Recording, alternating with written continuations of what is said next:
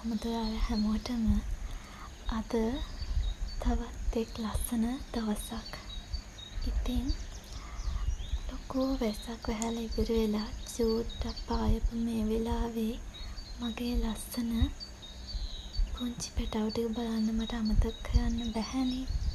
චූටියට තියෙන මේ ඉනිතුලේ මට පුළුවන් විදිහට හස්බන්ඩ්ට පඩි හම්බුනහම මල් පැලයකින් එක ගෙනල්ලා හරි ලස්සනට මට පුළුවන් විදිහට මම මේ මිදුළු සරස ගන්නවා. කාන්තාවක් වුණාම කොච්චර වගකීම් හමුවේ වුවද තමන්ගේ සතුට වෙනුවෙන් කාලය කැප කරන්න බෑ. ඉතින් මේ පායපු පොඩි වෙලාවේ ටක් ගාලා මිදුළට බහිපු මම මිදුලේ තියෙන කොළ රොඩු ඔක්කොම අතු කාලා පිළිවෙලකට පිරිසිදුව ඉන්න තමයි හැම වෙලාවෙම උත්සාහ කරන්නේ. දැනට මම ජීවත් වෙන්නේ මගේ හස්බන්ඩ්ගේ මහගෙදර. ඉතින් මට පුළුවන් විදිහට පිරිසිදු කරනවා, අස් කරනවා. මේ හැමදේම මං කරන්නේ හරිම සතුටින්. එළියට බැස්සහම ලස්සන මිදුලක්, පිරිසිදු මිදුලක් දකින්න එක තරම් මගේ හිතට සතුටක් දෙන වෙන කිසිම දෙයක් නැති තරම්. ඔයාලටත් එහෙමද? ප්‍රශ්නයක් තිබ්බත් හදපු මල් පැලයක් ගාවට ඇවිල්ලා ඒකේ ලස්සන බලද්දි තියෙන ප්‍රශ්න ඔක්කොම අමතක වෙලා යනවා. ඉතින් කාන්තාවකට පිරිසිදුකම පිළිවෙල කියන්නේ ලොකු ආභරණයක් කියලා තියෙනවානේ. ඉතින් මේ වැස්සෙන් පස්සේ ගොඩාක් මල් පැලවල මල් නම් හැදිලා නැහැ. ඇන්තෝරියම් වලටත් දිලීර රෝග එන්න පුළුවන් කාලය වැඩියෙන් තියෙනවා. ඉතින් ලැබෙන පුංචි වෙලාවේ වුණත් එයාලා ගාවට ගිහිල්ලා එයාලව හොඳින් බලා ගන්න තමයි මගේ මේ පුංචි උත්සාහය. මිදුලේ එක පැත්තක මං ආස මල් වර්ග වවනවා වගේම අනිත් පැත්තේ හස්බන්ඩ්ගේ අම්මා ආස මල් පැලත් තමා වවන්නේ. මොකද අම්මා ආසයි ගොඩාක් රෝස ජාති වලට. මං රෝස වලට වැඩි ආසනේ කටු තියෙන හින්දා එයාගේ මල් පැල ටිකත් එක්ක මං එයත් එක්කම වීඩියෝ එකකින් ඔයාලව හම්බ වෙන්න එන්නම්කෝ.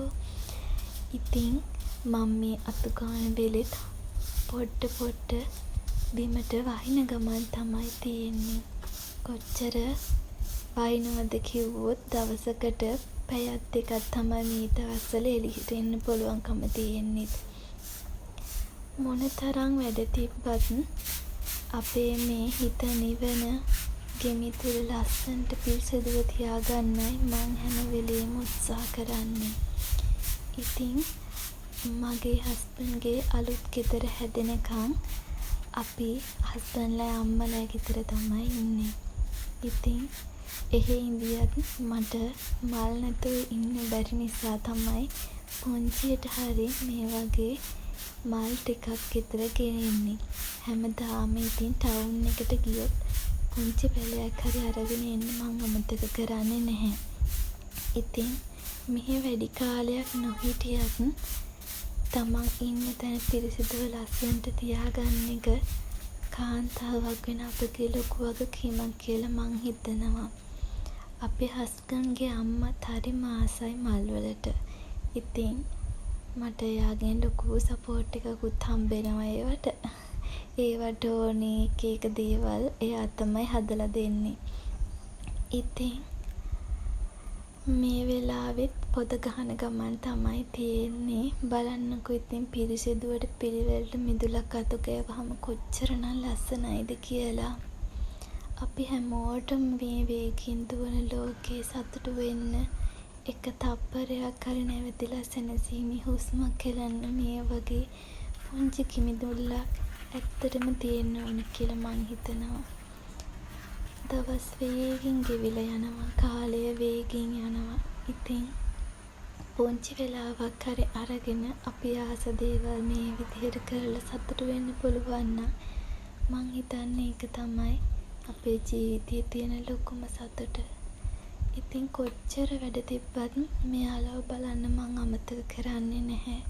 හැමදාම උදේටත් අනිවාර්යෙන්ම නැගිට්ට ගමන් ඇවිල්ලා මෙයාලව බලනවා. අමතරව විශේෂ වෙලාවක් දාලා මෙයාලගේ මොන හරි දිලීර රෝග ඇවිල්ලාද, අලුතෙන් මුල් ඇවිල්ලාද, අලුතින් මල් ඇවිල්ලාද, එහෙමත් මම බලන්න අමතක කරන්නේ නැහැ. මොකද අලුතෙන් දල්ලක් මලක් එනවා කියන්නෙම මගේ සතුට. ඉතින් මගේ මහත්තයාත් දන්නවා මම මල් වලට කොච්චරනම් ආසද කියලා. එයාට මොනා හරි බෝනස් එකක් හම්බුන ගමන් වුණත් මගෙන් අහන්නේ මොනවාද ඔයාට අරන් ඕනි මල් කියලා.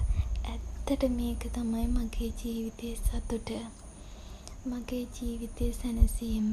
මේ පරිසරයත් එක්ක තියෙන ආදරේ, බැඳීම, ඒක මට හම්බුනේ චූටි කාලේ ඉඳන්මයි. පොඩි කාලේ ඉඳන් මම මේවට පුදුම විදියට ආසයි. ඉතින් මං ගොඩාක් පින් කරන්න ඕනේ ඒ පරිසරයටම ආදරය කරන්න පුළුවන් හොඳ ස්වාමි පුරුෂයෙක් මට ලැබිලා තියෙන එක ගැන.